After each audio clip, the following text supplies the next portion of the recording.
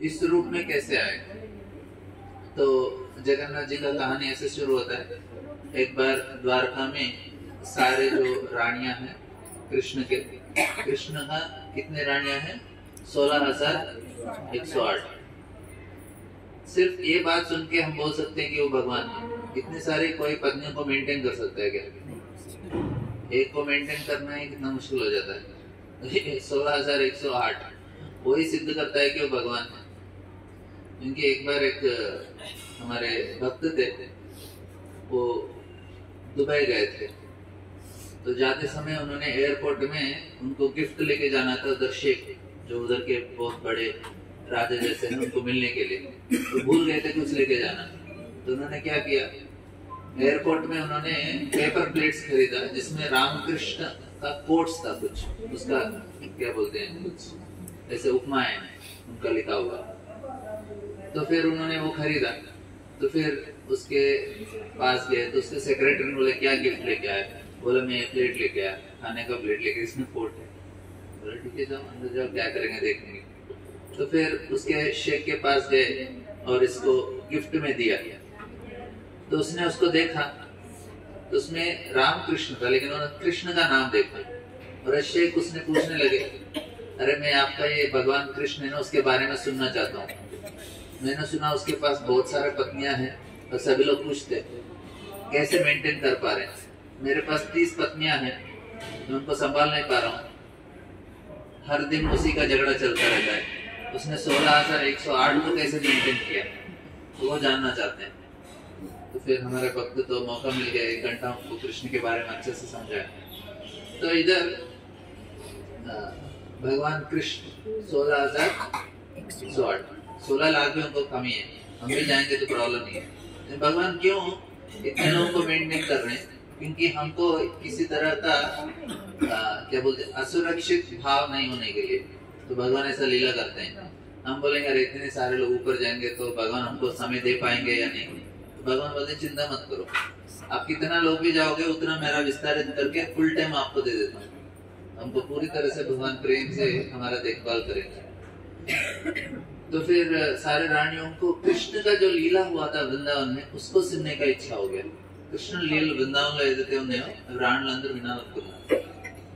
तो कृष्ण बोले ठीक है। तो उन्होंने सोचा ये लीला कहाँ से मिलेगा हमको। उन्होंने बोला रोहिणी को, क्योंकि रोहिणी भी वृंदावन में थी। तो रोहिणी को जब पता चला कि वो गर्भवती थी तो अपना घोड़ा लेके मथुरा से वृंदावन चले जाती नंद बाबा के पास रहने के लिए, क्योंकि उनको कंस से डर था उस समय, बलराम जी का जन्म नहीं हो। तो बलराम जी का जन्म कहाँ होता है? वृंदावन में होता है। तो बलराम जी के और कृष्ण, फिर उसके बाद कृष्ण आ जाते हैं। तो रोहिणी और यशोदा कृष्ण और बलराम का सेवा करते थे। तो रोहिणी ने सारा जो लीला है कृष्ण का वृंदावन का सारा लीला उन्होंने देख लिया। फिर वो जब कृष्ण फिर मथुरा आते हैं तो रोहिणी भी आते हैं, क्योंकि वसुदेव की पत्नी थी। तो उसके बाद क्या होता है कि जब कृष्ण का लीला हो रहा है तो रानियों को लगा कि हमको कृष्ण का जो वृंदावन लीला है सबसे मधुर है, उनको सुनने का इच्छा हुआ। तो फिर वे रोहिणी को पूछते हैं। रोहिणी बोलते हैं अरे मैं बोलूंगा, लेकिन कृष्ण बलराम आ जाएंगे तो मैं बोल नहीं पाऊंगी। तो फिर क्या करना चाहिए? बोलते हैं सुभद्रा को डोर के पास खड़ा कर दो और हम लोग अंदर हॉल में वृंदावन का लीला का कथा करेंगे। वृंदावन का लीला इतना सुंदर है, इतना मधुर है कि कोई भी उसको सुनते ही जिसका हृदय बहुत कोमल है उसका हृदय पिघल जाता है। हमारा नहीं हो रहा है, अलग बात है। सुनते सुनते एक दिन हमारा भी मन पिघल जाएगा। कृष्ण का लीला ऐसा है,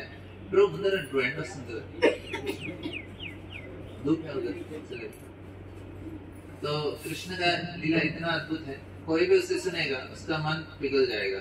उसको भी लगा कि शायद मुझे भी कृष्ण से प्रेम करना चाहिए। हमारा प्रेम ना बहुत सारा चीजों में चला जा रहा है। हमको प्रेम करना है तो एक ही व्यक्ति से, कौन है? कृष्ण से प्रेम करना चाहिए, और किसी से प्रेम नहीं करना चाहिए, होगा नहीं। क्योंकि शीशा हो दिल हो आखिर टूट जाता है। एक ही व्यक्ति तोड़ते नहीं हो, कृष्ण है। अब ट्राई करके देखो। तो भगवान कृष्ण इतने मधुर लीला किए हैं, हम लोग उसका अनुकरण करते हैं इधर इस दुनिया में। अभी छोटे बच्चे को देखते हैं, अपने बच्चे को, तो माँ कृष्ण को भूल जाती है, बच्चे याद आता है। तो ये मोह, माया मोह है इस दुनिया का। ये माया मोह से क्या होता है, हम लोग कृष्ण को भूल जाते हैं, कृष्ण की सारी चीजों को लेते हैं लेकिन कृष्ण को भूल जाते हैं। ऐसा स्थिति है। मी అందరికి హిందీ అర్థమవుతుంది అనుకుంటున్నాను. అయ్యో అర్థం కాదు, మీకు సపరేట్గా చెప్తాను.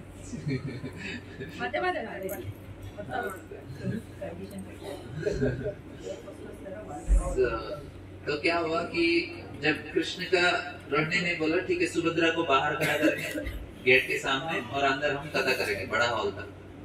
तो सारे 16,108 रानियां, देवकी, बाकी बहुत सारे लोग आ गए उधर। कृष्ण का लीला हो रहा था।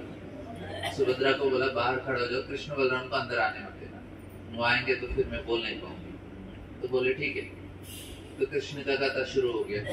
तो कैसे कृष्ण लीला करते थे वृंदावन में, अलग अलग लीला। माखन चोरी करते थे। अब बोलेंगे भगवान क्यों चोरी करते हैं, भगवान का क्या कमी है। अभी मैं अपने एक पॉकेट से पैसा लेके दूसरे जेब में लगाऊंगा, चोरी होता है क्या? मेरा पैसा इस जेब से लेके इस जेब में लगाए, तो सारा चीज किसका है? कृष्ण का ही है। तो वो किसी के करके जाके लेंगे तो चोरी होगा क्या? चोरी नहीं है वो। लेकिन वो गोपियां क्या करती हैं, उनको चाहिए कि कृष्ण आके उनके घर से माखन खाए, इसलिए इतना प्रेम से बनाती हैं और इच्छा करती है कृष्ण आए। और वो जब चोरी करते हैं उनको पकड़ के उनके बारे में कंप्लेंट करना उनको आनंद आता है। कृष्ण भी जाते हैं चोरी करने के लिए, उनको इच्छा पूरा करने के लिए। इस प्रकार से कृष्ण गोपियों के साथ, गोप बालों के साथ अलग अलग लीला। जब वो सुन रहे थे तो कृष्ण और बलराम को समझ में आया कि कहीं तो वृंदावन का कथा चल रहा है, तो भी दौड़ते दौड़ते आ गए। लेकिन इधर सुभद्रा उनको बाहर खड़ा किया, लेकिन सुभद्रा भी सुन रही थी कथा। तो सुनते सुनते वो भी इतने भाव में चली गई, तो उनके आंखें बड़े हो गए और उनका जो पैर है और हाथ है वो पिघल गया। भाव इतना होता है कि शरीर भी पिघल जाता है। तो कृष्ण और बलराम आ जाते हैं, वो भी सुनने लगते हैं और उनके आंखें भी बड़े हो गए और उनके जो शरीर है पूरा पिघल गया प्रेम से। फिर उनका पैर, हाथ इस प्रकार से हो गए। फिर उसके बाद नारद मुनि इधर प्रकट हो जाते हैं। नारद मुनि तो हर जगह आ जाते हैं। तो नारद मुनि ने इस रूप को देखा, जगन्नाथ, बलदेव और सुभद्रा, कृष्ण को, बलराम जी को और सुभद्रा को। तो जगन्नाथ, नारद मुनि देख के बहुत प्रसन्न हो गए, भगवान ये तो इतना भाव का रूप है, तो मैं चाहता। फिर वो भगवान से प्रार्थना करने लगे। फिर बाद में पता चल गया अंदर कि कृष्ण बलराम आ गए, तो कथा रुक गया। फिर उसके बाद कृष्ण और बलराम नॉर्मल हो गए, सुभद्रा भी नॉर्मल हो गई। लेकिन नारद मुनि को ऐसा इच्छा हुआ कि भगवान जो ये आपका रूप है, मैं चाहता हूँ सारे जो जगत को इस रूप का दर्शन होना चाहिए। तो फिर उन्होंने बोला ठीक है, आपका इच्छा हम पूरा करेंगे।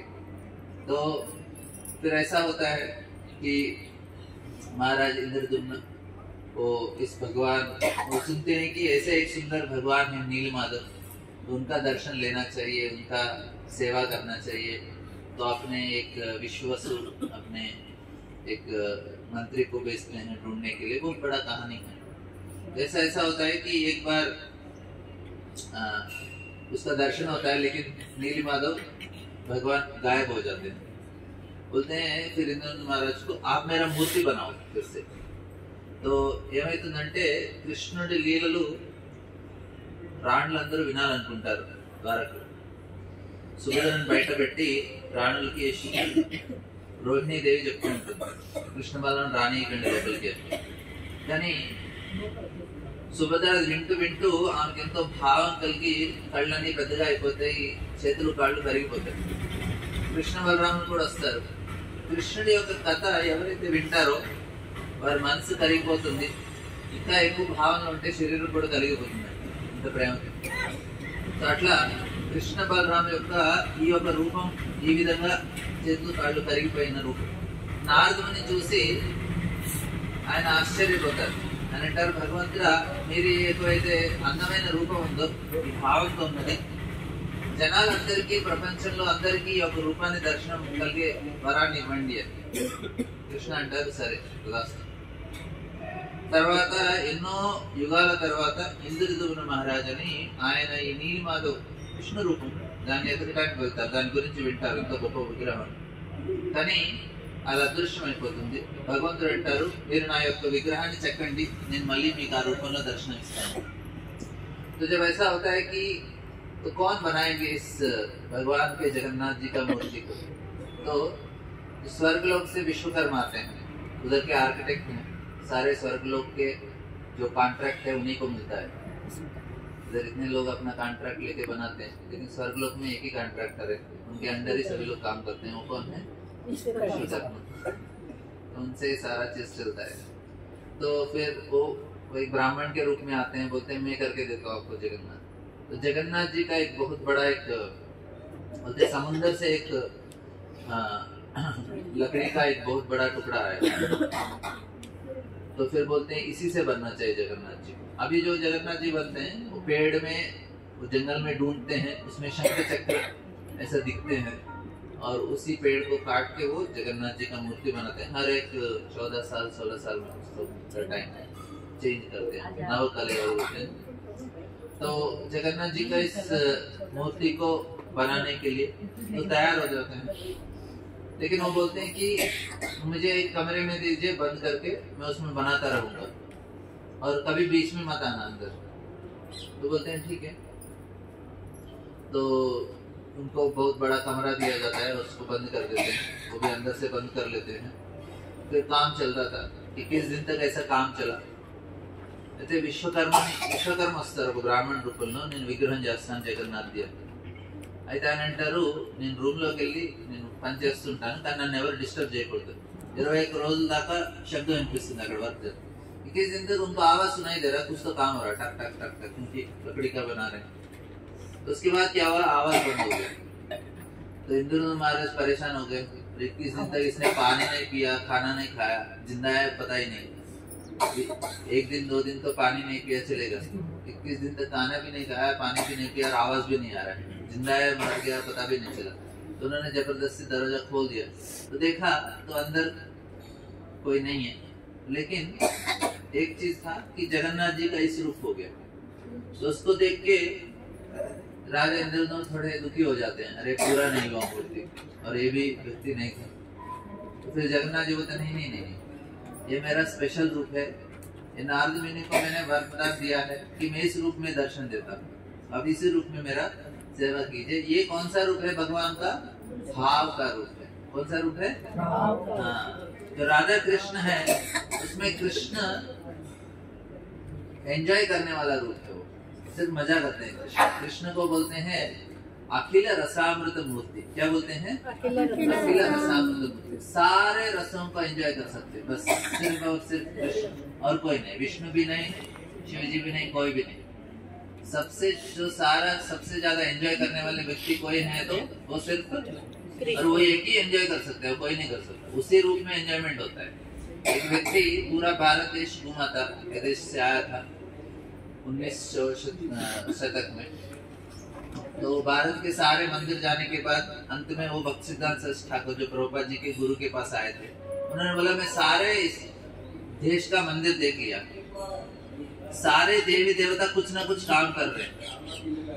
मैं गया था गणपति के साथ, उसके पास अस्त्र शस्त्र हैं, शिव जी के पास त्रिशूल है, दुर्गा के पास तो 10 हाथ हैं, बहुत बिजी है काम करने में. विष्णु के पास गया 4 हाथ हैं, वो भी बिजी हैं, कुछ ना कुछ शंकर चक्र पदा पद्म लेके सारे मंदिर गया. लेकिन मैंने देखा एक ही व्यक्ति एंजॉय कर रहा है. वो कौन है? कृष्ण. वो बांसुरी बजाते हैं, उनके हाथ में कुछ अस्त्र शस्त्र है ही नहीं, वो भी नहीं, बाजू में गर्लफ्रेंड भी है. तो बोले एक ही व्यक्ति एंजॉय कर रहा है, वो क्या है? कृष्ण एंजॉय. राम जी के पास भी धनुष बाण है. तो कृष्ण लीलामय है, लीला पुरुषोत्तम है, सिर्फ लीला करते हैं. लीला मतलब खेलना, बस मजा करना. तो इस रूप में और भगवान प्रकट कहाँ होते हैं? इस भौतिक दुनिया में ना भगवान प्रकट नहीं होते. क्यों? प्रेम नहीं है. जिधर प्रेम है उधर कृष्ण है. सबसे ज्यादा प्रेम किसके पास है? राधा रानी के पास. तो बाजू में कौन? कृष्ण प्रकट होते. तो जहाँ प्रेम है वहाँ कृष्ण है। सबसे ज्यादा प्रेम राधे के पास है, इसलिए कृष्ण उधर प्रकट होते हैं। थोड़ा कम लक्ष्मी है, इसलिए नारायण के रूप में प्रकट होते हैं। राधा जितना प्रेम किसी के पास नहीं। तो కృష్ణ మనకి ఎందుకు ఇక్కడ కనిపించలేదు అంటే ప్రేమ లేదు కాబట్టి. ఎక్కడ ప్రేమ ఉంటే అక్కడ కృష్ణ ఉంటారు. అందరికన్నా ప్రేమ ఎవరి దగ్గర ఎక్కువ ఉంటుంది? రాధమ్మ దగ్గర. అందుకే కృష్ణ అక్కడ ఉంటారు. तो भगवान लोग बोलते हैं हमको भगवान दिखाई नहीं देते. अरे प्रेम कहाँ है? प्रेम तो हम अपना मोबाइल से कर लेते हैं. भगवान के प्रति प्रेम होना चाहिए, तब उधर प्रकट हो जाते हैं. तो इस प्रकार से हम लोग देखेंगे कि भगवान इस प्रकार से प्रकट हुए हैं और हम भगवान को इस रूप में हम दर्शन ले रहे हैं. तो जगन्नाथ जी बहुत सारा लीला करते हैं और जगन्नाथ जी का लीला बहुत ही सुंदर सुंदर लीला है. बहुत जल्दी प्रसन्न हो जाते हैं जगन्नाथ जी. मैंने आपको अभिषेक से पहले बताया था जगन्नाथ जी का रूप को आप किस प्रकार से याद रखना चाहिए. भगवान के आंख कैसे थे? भगवान का आंख उनको क्या नहीं है? क्यों नहीं है? क्यों नहीं है उनका? हाँ, वो क्या देखना चाहते हैं? Every minute thing. हाँ, छोटा छोटा भी हम लोग अच्छा चीज करते हैं वो जगन्नाथ जी देखना चाहते हैं, इसलिए उनके आंख कभी बंद नहीं होते. इधर हर समय देख रहे हैं कि कौन क्या अच्छा चीज कर रहा है. थोड़ा भी भक्ति किया जगन्नाथ जी याद कर लेंगे. दूसरा उनका पैर क्यों नहीं है? हाँ, सारा जगह है तो उनको जगह जाने का है ही नहीं, इसलिए पैर जरूरत नहीं है. कहीं जाना है तो पैर चाहिए ना. हम हर जगह है तो पैर क्यों चाहिए? ऐसा नहीं कि भगवान हर जगह है तो उनका रूप नहीं है, वो गलत बात है. भगवान हर जगह है फिर भी उनका रूप है. तो ये जगन्नाथ जी का रूप है. तो आप कहीं भी जाएंगे जगन्नाथ वैसे ही दिखेंगे जगन्नाथ के रूप में. ऐसा है कि निराकार है. अभी हवा हर जगह है लेकिन हवा का कुछ रूप होता है क्या? नहीं होता. लेकिन जगन्नाथ जी ऐसे नहीं है, रूप है और हर जगह है. और तीसरा क्या है? उनका हाथ. स्पेशलिटी क्या है उनका?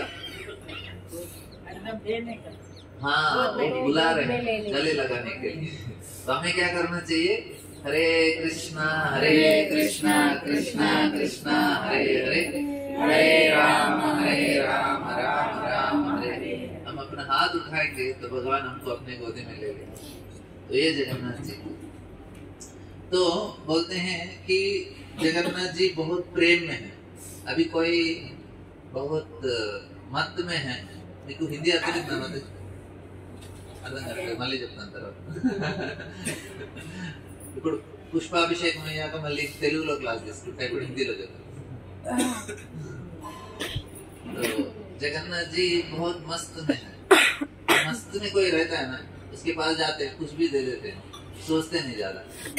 और बहुत खुश, उसका बहुत आनंद में कोई होता है तो उसका बर्थडे है, कुछ भी हाँ ले लो ले लो ले लो. तो जगन्नाथ जी ऐसे रूप हैं तो सब कुछ देना चाहते हैं, तो हमें भी लेना चाहिए. तो बोलते हैं कि एक बार आपने भगवान कृष्ण का जगन्नाथ जी का नाम ले लिया तो हमको किसी प्रकार का कर्म भी नहीं रहेगा, सारा चीज से छुटकारा मिलेगा. लेकिन लेना कैसे है? हमको स्वीकार करना है जगन्नाथ जी को पूरी तरह से अपने मन में. तो हमारे इस दुनिया में हमको दुख लगता है. तो दुख क्यों लगता है? मैंने क्या बोला? नहीं, मैंने क्लास से पहले बोला था. हाँ, कोरिकल ఒకటి. हम भगवान से दूर है इससे दुखी है. एक ही कारण है हमारे दुख का, हम लोग भगवान से दूर है इसीलिए दुखी. हम भगवान को भूल जाते हैं, उनका चीजों को हम लोग एंजॉय करते हैं लेकिन उनको भूल जाते हैं, तो इसलिए दुखी हो जाते हैं. और उस भगवान को भूलने से क्या होता है? पहला चीज हमको डर लगता है और डर के कारण सारा चीज करते हैं हम लोग. भगवान को भूल जाते हैं तो क्या होता है? डर लगता है. डर के वजह से क्या होता है? सारा चीज हमको करना. पहले क्या होता है? अभी छोटा बच्चा डर जाता है तो क्या करता है? रोने लगता है. दूसरा क्या होता है? डर के वजह से गुस्सा भी आता है। अभी लोग इंश्योरेंस बनाते हैं। इंश्योरेंस क्यों बनाते हैं? डर के वजह से कि हमको आगे जाके क्या होने वाला है। तो सारा चीज जो है ना वो डर से होता है। हम लोग इतना सारा चीज करते हैं। बहुत सारे लोग जो हम लोग पैसा इकट्ठा करते हैं, क्यों? भविष्य के लिए। उसके डर तो है ना, इसलिए भविष्य इतना काम करना पड़ रहा है। क्यों? डर के वजह से। और वो कहाँ से आ रहा है? हम भगवान से दूर है, इसलिए डर लगता है। तो फिर से हम अपना कनेक्शन बनाएंगे भगवान से तो डर नहीं लगेगा, तो हमारा मन शांत हो जाएगा। तो ये हमें चाहिए कि हमें भगवान के नजदीक और नजदीक आए। तो इसलिए हमको इस रूप में जो भगवान है, बहुत सुंदर रूप है भगवान जी का, जगन्नाथ जी सबसे पॉपुलर भगवान है क्योंकि उनके रूप स्पेशल है। तो हमें भगवान का याद रखना चाहिए हर समय। कैसे याद रखते हैं? उनका नाम कीर्तन से। हरे कृष्णा कृष्णा कृष्णा हरे हरे, हरे राम राम राम हरे हरे। उनका कीर्तन से हम उनको याद रखते हैं, उनका स्मरण कर सकते हैं। और कोई और चारा नहीं। एक बार एक रेशा में ऐसा हुआ, एक आदमी दारू पी के बहुत सारे ऊपर के खिड़की से वो नीचे गिर गया। तो नीचे गिरने के बाद वो कोमा में चला गया 20-25 दिन तक। तो उसने बाद में बताया कोमा में जाने के बाद कि क्या हुआ कि उसका वो बोला उसको नर्क को लेके गए, और नर्क को लेके जाने के बाद जाने के बाद उसको बताया कि उनका एक टूर दिया गया पूरा नर्क लोक का, अलग अलग जगह। तो फिर उनको यमराज जी ने पूछा उसके बारे में, आपको नर्क से बाहर लेके जाएंगे तो आप क्या करेंगे? तो उसने बताया कि मैं भगवान का सेवा करूंगा। यमराज जी उनको पूछते हैं कौन सा भगवान का सेवा करोगे? उसने बोला मैं जीसस का करूंगा। बोले नहीं चलेगा। तो फिर उसके बाद यमराज पूछने नहीं पता और किसका करोगे? उसने बोला ऐसा फलाना फलाना कोई तो भगवान है उसका करेंगे। बोले नहीं, आपको नहीं छोड़ेंगे। फिर उसको पूछा, उसने सोचा ठीक है मैं हरे कृष्ण महामंत्र बोला उसने। उसको तो कभी उसका भाई थोड़ा भक्त था, जो हरे कृष्ण महामंत्र बोला। तो फिर बोलते हैं यमराज जी नहीं। तो उसने बोला मैं ना, यमराज जी उसको पूछते हैं आपको किसी के ऊपर विश्वास है क्या? बोलते मेरा भाई भक्त है, उसके ऊपर थोड़ा विश्वास है, उसका बात मानूंगा और उसका सेवा करूंगा। यमराज जी उसको छोड़ देते हैं। तो 25 दिन के बाद कोमा से बाहर आ जाता है वो। तो विषय क्या है कि हमको भगवान के जो विषय है उसके ऊपर विश्वास रखना चाहिए, श्रद्धा होनी चाहिए। तो जगन्नाथ जी बोलते हैं रथ के ऊपर जगन्नाथ जी का एक बार दर्शन लिया उसको फिर से जन्म नहीं होगा। एक बार जगन्नाथ जी का आपने दर्शन लिया तो फिर से क्यों नहीं होगा? क्योंकि हम जब मरते हैं तो पूरा जो जीवन का जो सारा जो कार्य हमने किया ना, एक फिल्म जैसा हमारे सामने जाता है। सारा चीज हम देख पाते हैं फिर से, पूरा जन्म बचपन से लेके मरने तक। और एक जगह रुक जाता है, कहाँ? जगन्नाथ जी के सुंदर मुखारग में। जब उधर हमारा रुक जाता है, उसको ध्यान करते करते हम अपना शरीर छोड़ देंगे तो मुक्ति मिल जाएगा।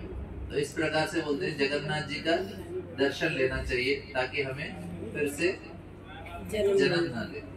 तो इस सुंदर रूप जगन्नाथ जी का, तो बोलते हैं हमें इस प्रकार से नर्क नहीं जाना है।